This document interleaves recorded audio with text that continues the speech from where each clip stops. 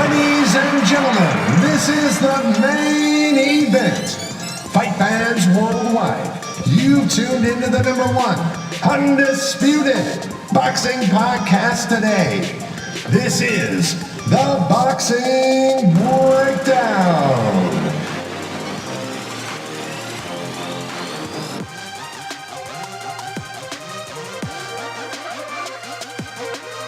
Now, your heavy-handed, hard-hitting host, Mark Roxy.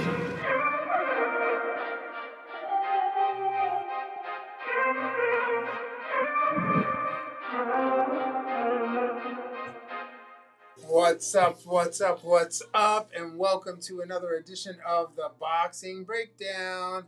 I'm your host, Mark Roxy, and I am here with my partner in crime, Mr. Harold.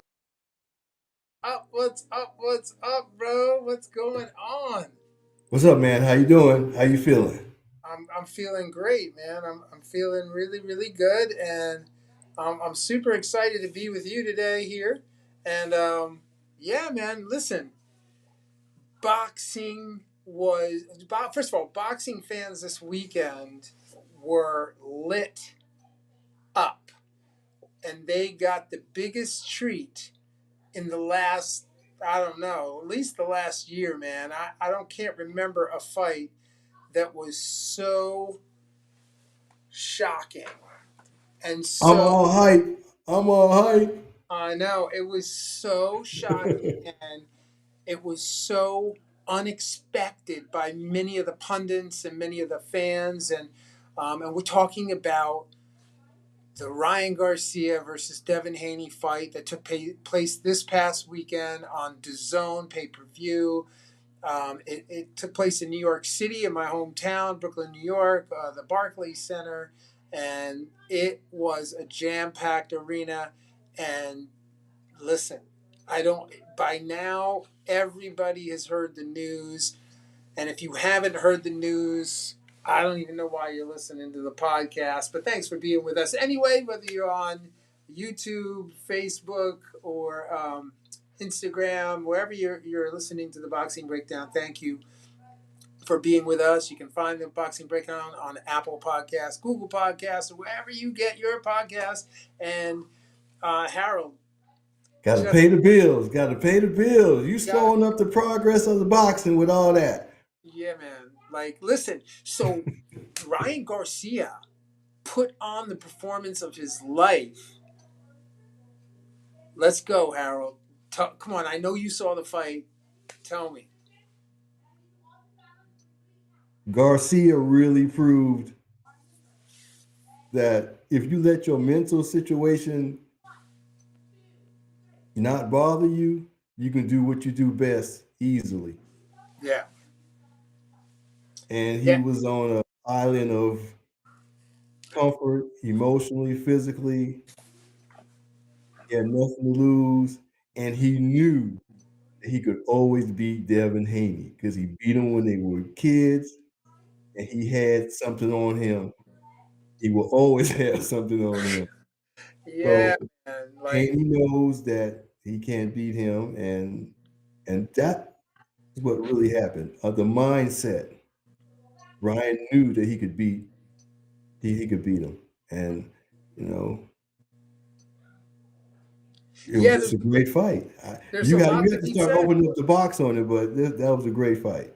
Well, to your point, like, there's a lot to be said about fighting, fighters and the amateurs, and then, meeting them and locking horns again as pros. This is a very, very good example. You know, based on the amateurs, there's a lot of mapping that goes on mentally where the cadence of a fighter, you understand what the mindset is the fighter, and these guys didn't just fight once, Harold. For those of you tuning in, I think they met like 6 times. 6 times, and it was even Steven 3-3, right? Like, Yes, and Haney won the last one.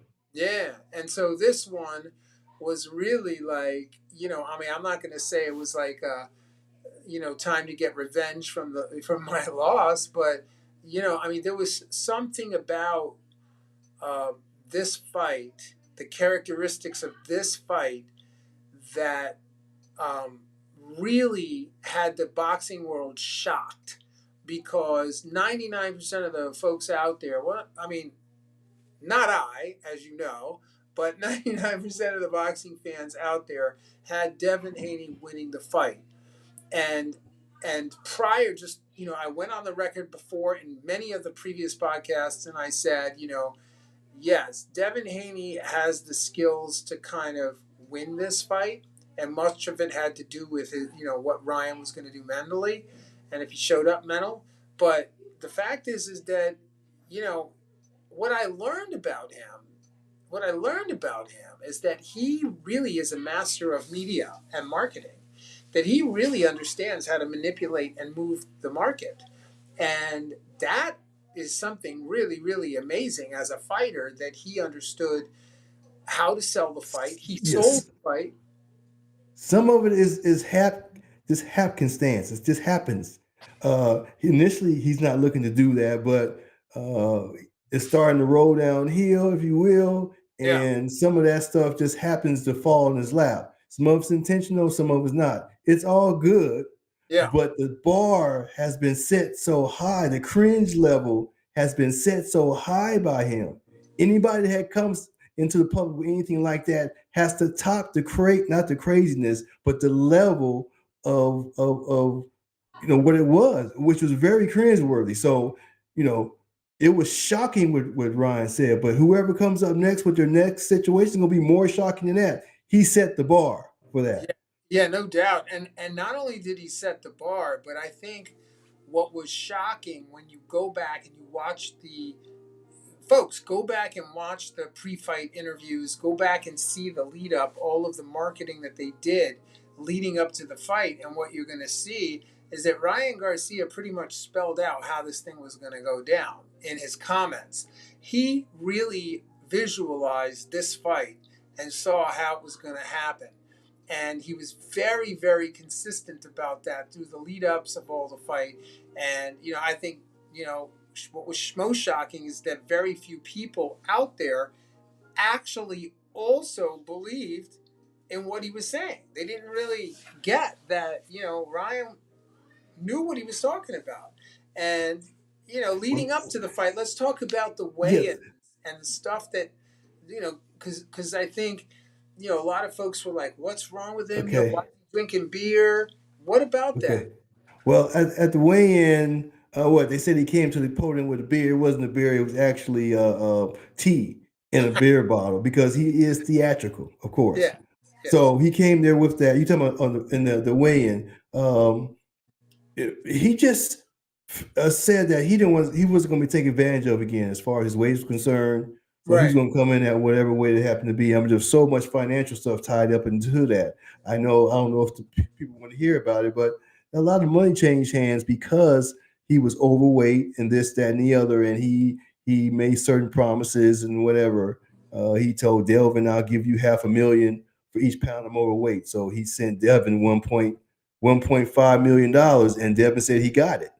And then part of the contract, stipulates, if he's overweight, he got to give up 600,000 to Devin, plus I think it's like 2% of the back end, something like that, for being overweight. But he made some personal bets on his own that hedged that situation pretty seriously. Mm. So he's done a great job on that end.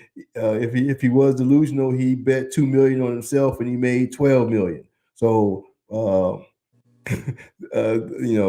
that's profitable as it is. But if you want to, that's so that was that. The weigh in was, it was very theatrical, as you saw. It had the girls and the dancers and all of that. That was like really theatrical. I mean, he started with the horse and all that. Yeah. So he'll be more polished in that next big fights he has. He'll kind of polish that up a little more, but it was nice. No, I mean, I thought it was the most well promoted fight from him. In the standpoint of the antics that led up to the fight.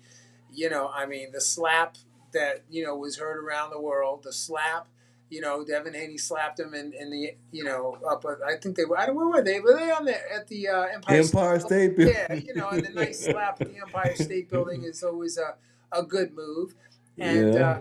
you know, Oh, the, the baseball thing where they was going to do throw the ball out, but they canceled. The Yankees said, "No, you guys acting too right? They kicked street, him out. They kicked too him ghetto out.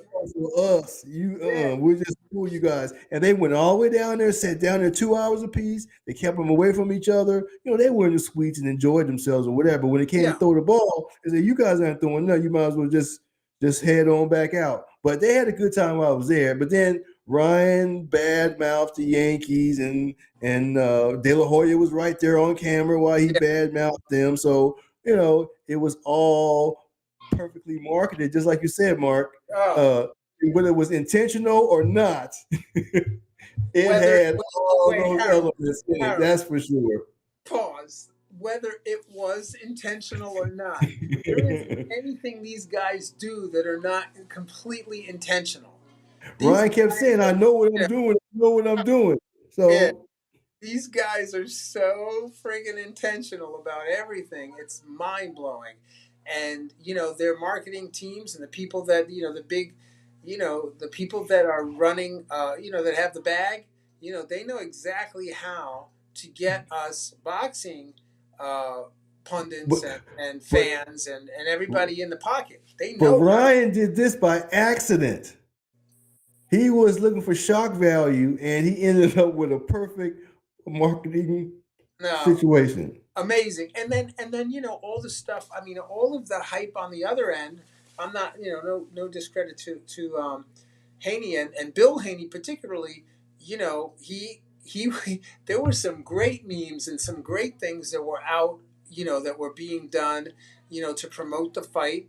So these guys are consummate professionals as well, and they did a great job marketing the fight as well. Oh yeah, yeah. Everything was there. It was really well done. Oh, it was absolutely But you superb. know what it felt like, Mark? It felt like it was haphazard. See, I didn't feel any kind of congruency in the way it was trotted out. It was on all social media, this, that, and the other. But I didn't feel a succession of process in it. It just came from everywhere, all at one time. That Yeah. kind of thing, all haphazard, like it had no structure. Oh, it had structure to it, and I was I talking to. know, I know, I know it did, but I'm just saying the way it was presented to us, it was just haphazard. There's so many people think, what happened to the advertising, this, that, and the other, but yet they knew every little thing that was going on. Yeah, Still yeah, thirsting for more, but they had the adequate information to follow it. But yet they said, where is it? Where's the information? So it was very well done. If that was the way they wanted to throw it out to us haphazardly, so we'd be enthralled, it worked because right. it really did well. Oh, it did so well, and leading up to the fight, and then also the fight, the actual fight, um, Oh yeah, I was want to you break know that down for sure. let's break it down. Let's break. We are on the boxing breakdown, so let's hit it, bro. Because honestly, the fight itself was amazing, and I thought we can go round by round on Let's this do one, first but round real quick. go ahead. Talk to me about the Okay. first round. All right. First round. What we got? In my opinion, Haney got knocked down and changed his entire game plan and went to do something that he does not do. He is Right, not an aggressive fighter. He's not to be in the pocket and fight with you. That's not what he does. But he was shook by getting knocked down, threw him out of his game plan. He's a very disciplined fighter that usually will stay in his pocket mentally. He right, lost it. yeah, He got in there with him and decided he needed to be forceful and got right in the pocket with him. yeah, And he doesn't necessarily have that kind of pop to make anybody respect him. yeah. So he wins every other way he does, which is beautiful, but he's not a puncher like that.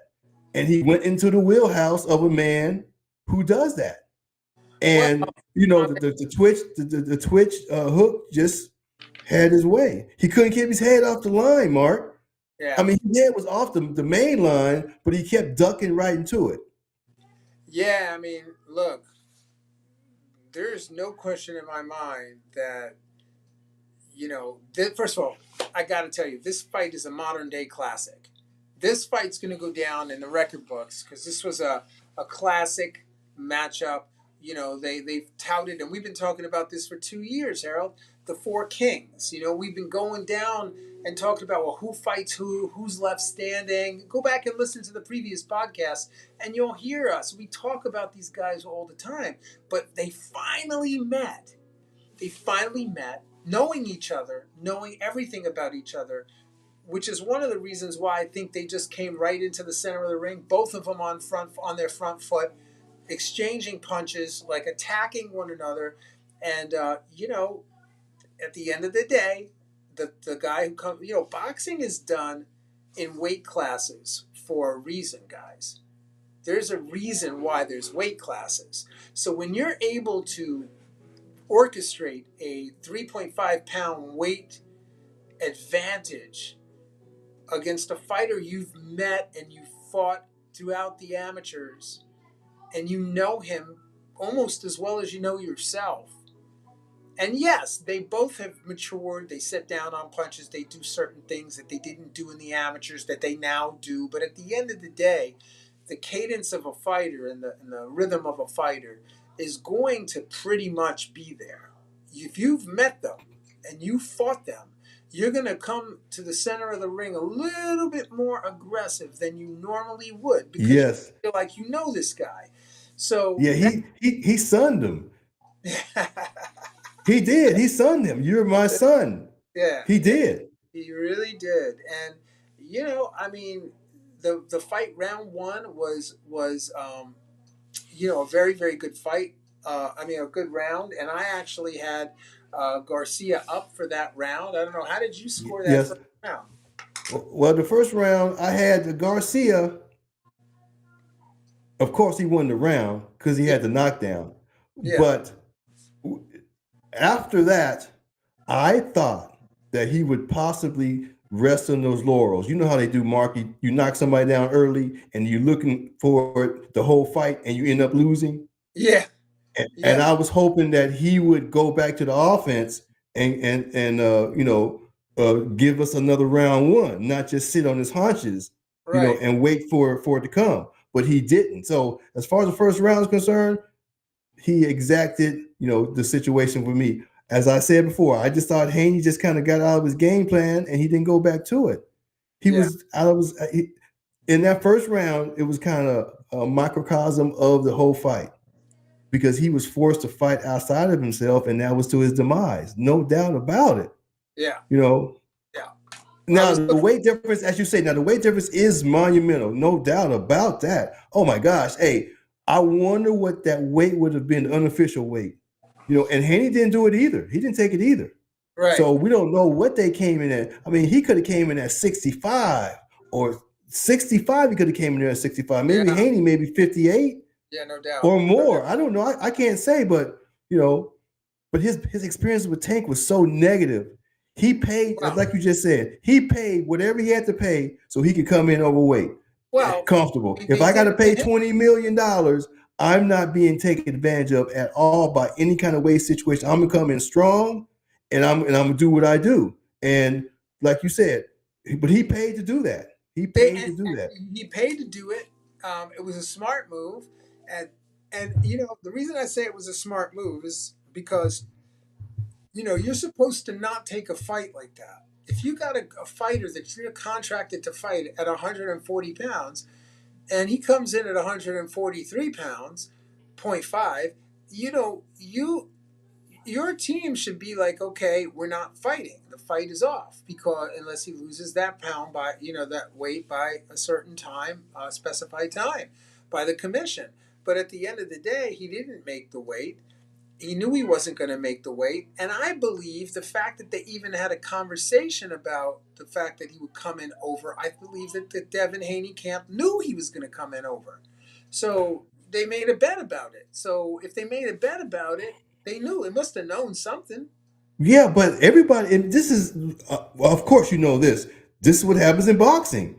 It's not like it's a new discipline. Right. I'm talking about paying for your supper. Right. Do you know that Ryan Garcia said the last tweet that he tweeted right before the fight? Did you see that? The last thing he said before the fight is, "Don't be scared from what you're about to witness tonight." Something like that. Quote, right? I missed that. I missed that part. That's Yo, hey, that's pretty theatrical right there. That hey, I mean, like this guy had it in his mind. You know, I missed that one. That's a good one too, and that's not cringeworthy. That's pretty no, profound. it is. But okay. So where we at now? So the knockdown, right?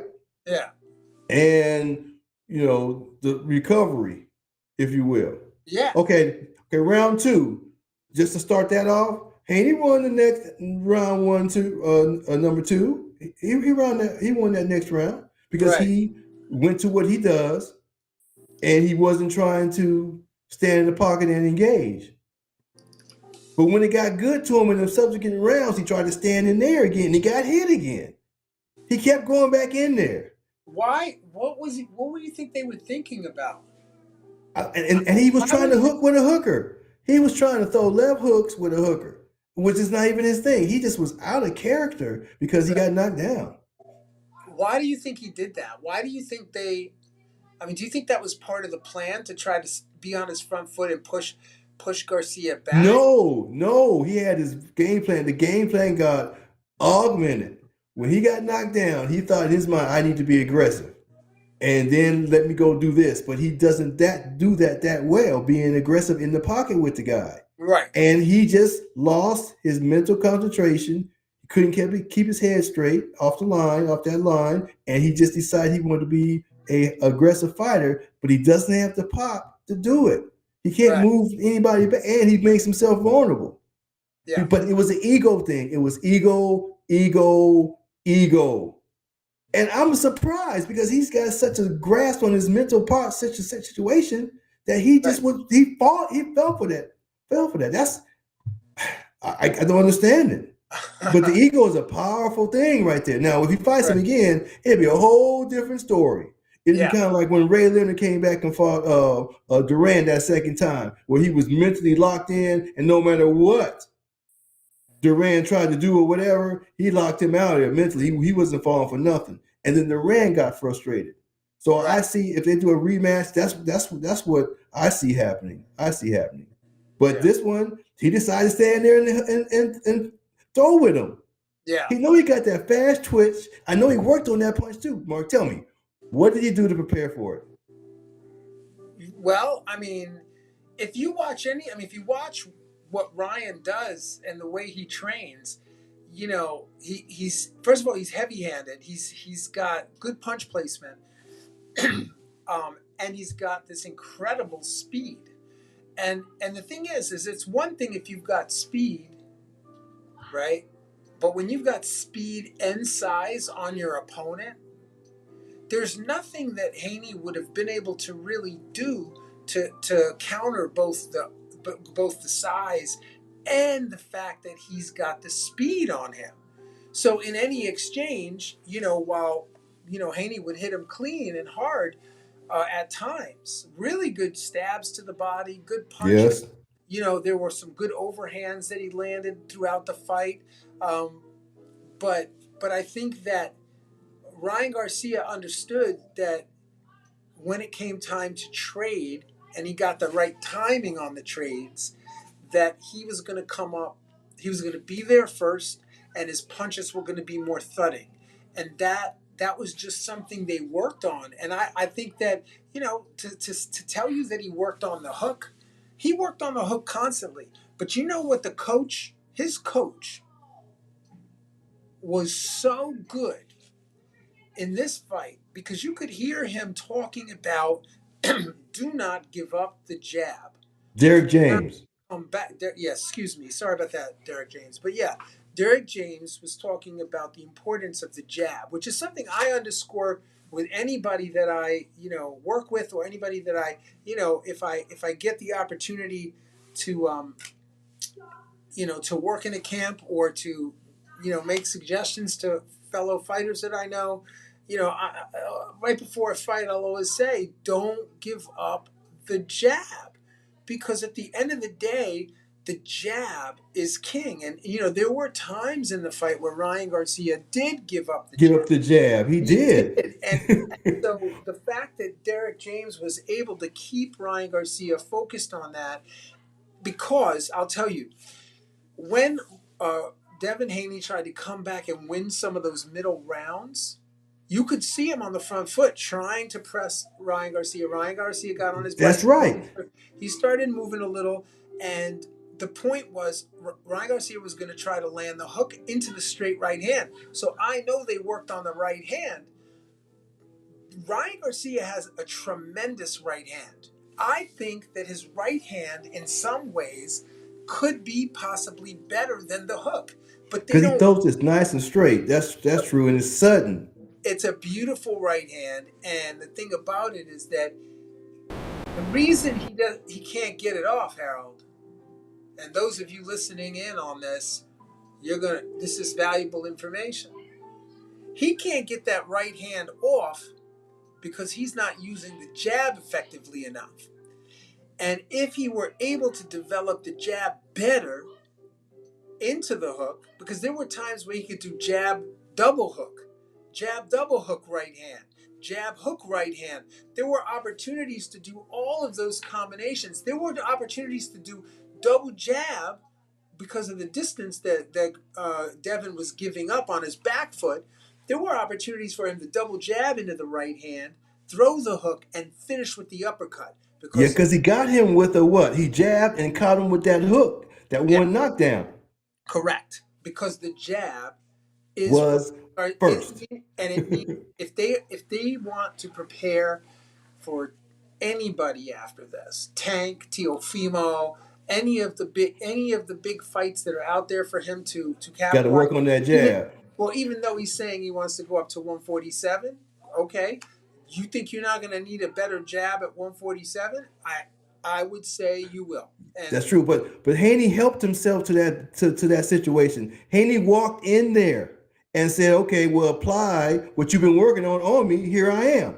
But yeah, when he stayed away from that, he won rounds. yeah, So I'm saying he was a willing quarry. He walked in there on it, and that's what still perplexes me. Yes, Ryan was prepared, and everything you said is just on point, like just yeah, beautiful. I'm loving it. But Haney helped him out by getting in range for all of that. yeah. And He was there to and be hit. that is the crux. That's the rub. That's the rub. Yes, But he was a bigger man and all of that, but Haney could have won if he does what nah, he does. I would, everything you said 100%. One thing I will add to that, and I may just have a little bit of a different point on that, Harold, which is that, Are you being gracious? You saying, "Oh, I don't like nothing you well, said." no, I Go love ahead, what go you said, no, ahead, go brother. I love ahead. what you said. I'm just saying that I don't believe that Haney had a chance to win this fight, because I think that as I said initially, Ryan Garcia was too big and too strong and too fast. And when it's one thing to be too big. Usually you're slower than your opponent when you're too big. But he was too big and too fast. And I mean, boxing is a science. And the But science, Ryan wasn't aggressive. Ryan could have gone the whole fight and not been aggressive and not come after him and lost on points. He could have done that because he was doing that half the fight. He was just Harold, sitting back there and letting what's Harold, name win, and then he Harold, came in. do you know? Do you know? Really? Let's break down the tactic even deeper. Let's go even a little deeper, because normally we don't do this, but I want to do this because I want you to see this. Let me show you this. If you look at the fight, go rewatch the fight.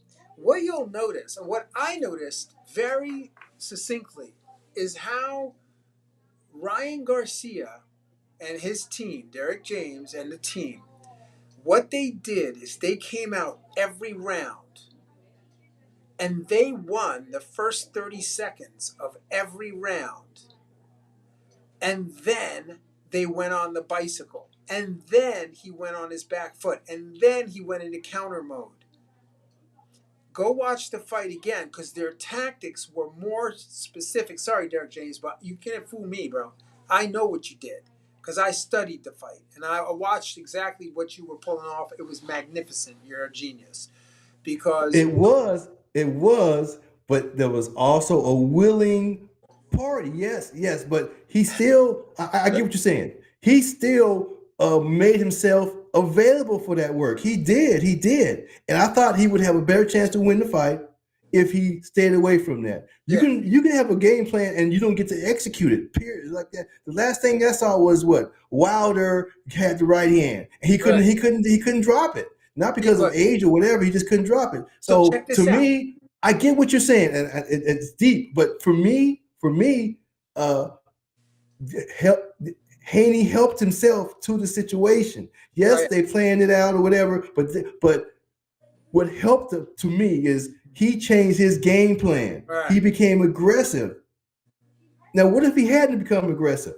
Where would Ryan be able to get those things off like he needed to get them off? He just He would backed. have to go find another way to do it. But No, he wouldn't be the aggressive one look, Ryan Garcia. Well, okay, so two to things to me, that point. just from my The side. the first thing is that Ryan Garcia, what I'm saying is from a tactical point of view, you win the first 30 seconds of the round. The second 30 seconds you coast, right? You coast for the next minute because you just won the first 30 seconds of the round. Now, Got the judge's eye. yeah, and then you come back at the last 30 seconds of the round and you win that part too.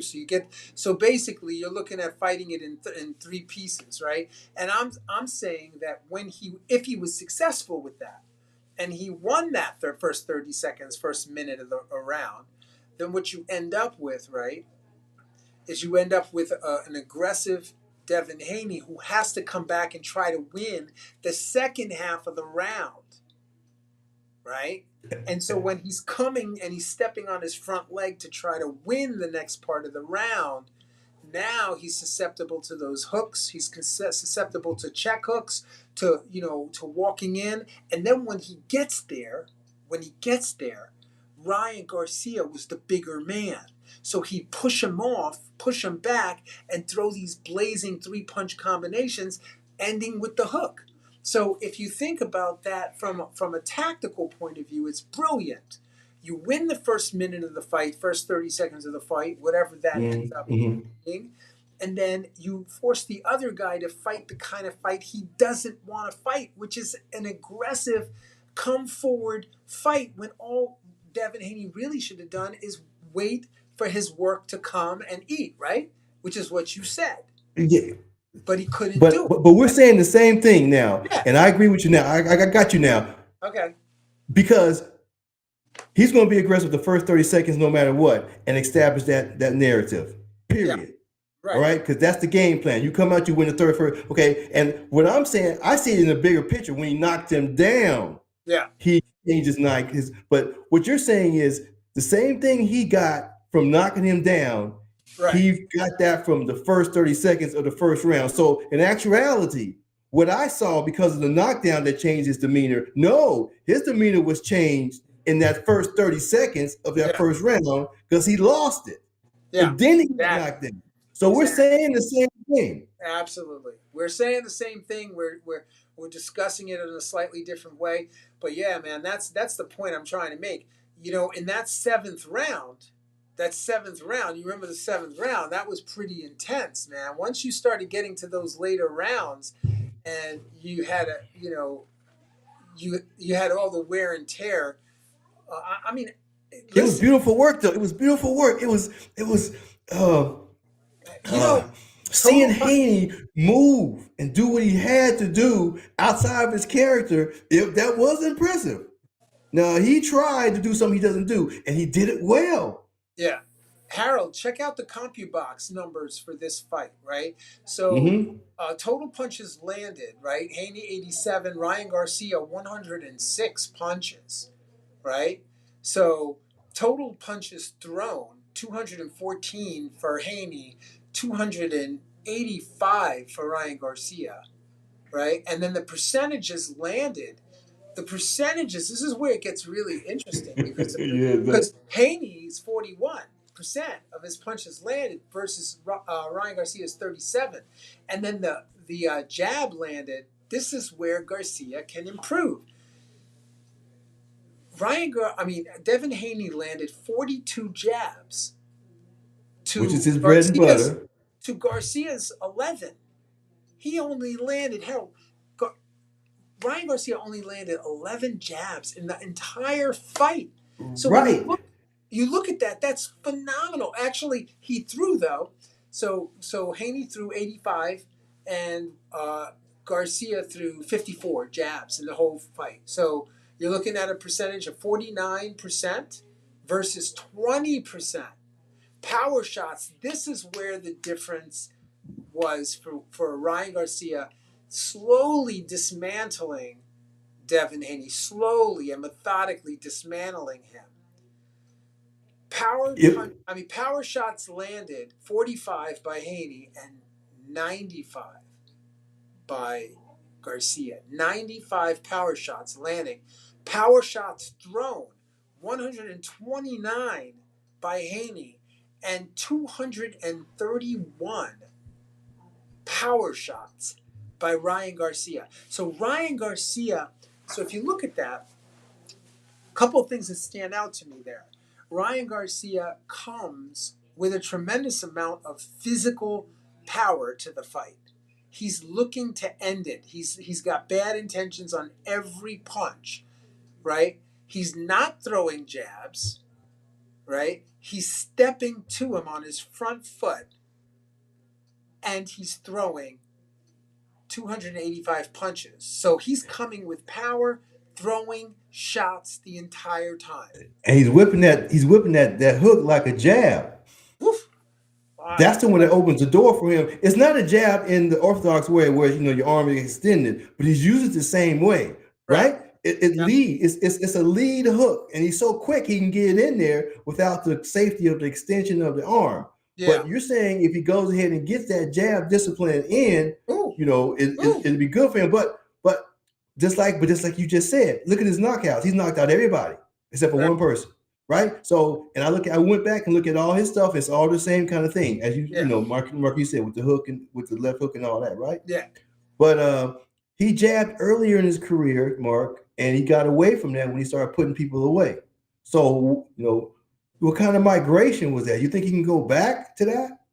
He has to go back to that because he's going to step up and he's going to fight fighters. And, the way I don't know what his handlers and what his management are planning. Really, none of us do at this point. We can speculate and we can say, oh, he's going to fight this guy. He's going to fight that guy. What I think will happen is I think he will. I mean, I don't know. He'll fight Gervonta Davis at a catch weight somewhere. They'll agree to a fight. There's just too much money to be made to not make that fight again. But they got to marinate that a little bit. I would say maybe a rematch. Would you do the rematch? Does Haney warrant a rematch? No. First of all, well, I mean, who am I to say if I'm Haney's? You've already commented. You said no. Okay. No, I'm saying, let me quantify that. No, I think that the way that I would handle it is I would have Gervonta Davis first because there's a lot of money on the table there. Take that fight and beat the bricks off of Gervonta Davis. If I'm his handler, right? If I'm on his team, this is what I say, right? And then if you lose to Gervonta Davis, guess what? You go rematch. Fight Haney. Get the next fight is Haney against Haney, and that and then maybe you get another one with Gervonta again, or who knows? Maybe Teofimo falls into the mix. Yeah, there's other people in there. I don't see them. He going to Davis right next to 25 to 26. I don't see him going to Davis until 26.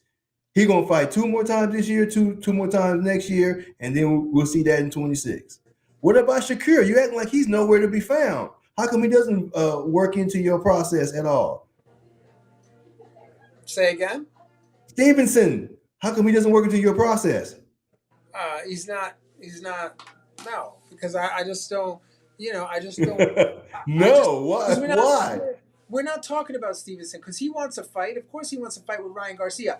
If Tank doesn't take the fight, then of course he's going to fight Stevenson because that's a good fight to be made too.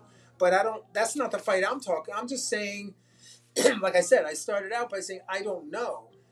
I mean, okay. Well, I'm not interested in that. I'm interested in the Tank fight. Davis fight. I think he needs to go back and get that, and he needs to get that back without the weight stipulation. And if he can get that without the weight stipulation, then he has an opportunity to. But you're saying you want him to go back to it right away, right? Well, Next fight? Yeah, I think his next fight. Yeah, why not? That money's right there for you. Are you kidding? Go after it. He's got all the momentum right now. There's no reason for him to be messing around with anything that's not going to bring in real money. I mean, he's a money fighter now. He's like, he's in charge. He really is. Okay, so Tank's got his fight. Tank's got his fight. If his fight is easy type thing or whatever, then I guess, like you said, he's a money man now. Everybody's got to jump to his tune. I don't know if he wants to go back in there with him right now. I give him some more time of reflection and well, like you say, it's about the money. Yeah. And Stevenson can't make him no money. Yo, Harold, listen, we could talk about this all day long. Okay, next subject. My bad. I think it's good. I think we kind of wrapped it up. I mean, we're right at 45 minutes. I think we hit it. I think everybody knows what to expect. We've got another podcast coming up next week. Post fight, quick post fight. All right, go post ahead. Fight. Okay, post fight. The Haneys were gracious in defeat. There was no negative name calling or anything out of the way. They were definitely, good with it.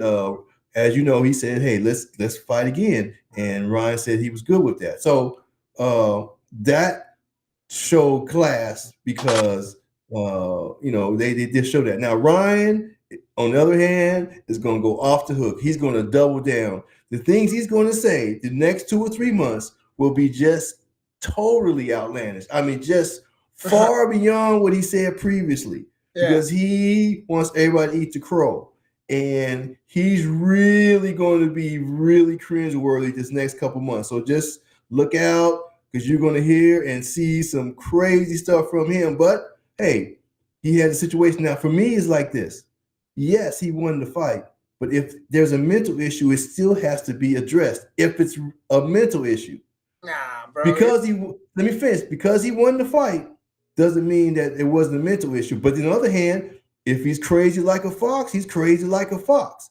And either way it goes, whether it's contrived or real, it's still going to boost the popularity. And I'm looking forward to the craziness he's going to dig up until he gets a fight. Me too. I think it's going to be incredible, Harold. And you know what? We got a lot of boxing to chop up, and we've got some stuff to talk about anyway off air, because I want to tell you about another project that we got going on. So okay, yeah, man. So listen, everybody, thank you for being with us on the Boxing Breakdown. Ryan Garcia shocks the world, man. Unbelievable. Go watch the fight. Harold, thank you as always for being with us on the Boxing Breakdown. You are the best, and peace and love, and we'll see you on the next episode. See you when I see you. House, brother. Fight fans, join host Mark Roxy and special guests as they break down all aspects of the boxing world, including news, business, management, training, promotions, fan reactions, upcoming events, matchups, future boxing stars, title fights, state of the boxing world, and all the stuff you don't see when you watch boxing. This podcast is released each week on Thursday at 8 p.m. Eastern Standard Time. Live streamed on YouTube, Instagram, and Facebook Live. It's the Boxing Breakdown, hosted by Mark Roxy.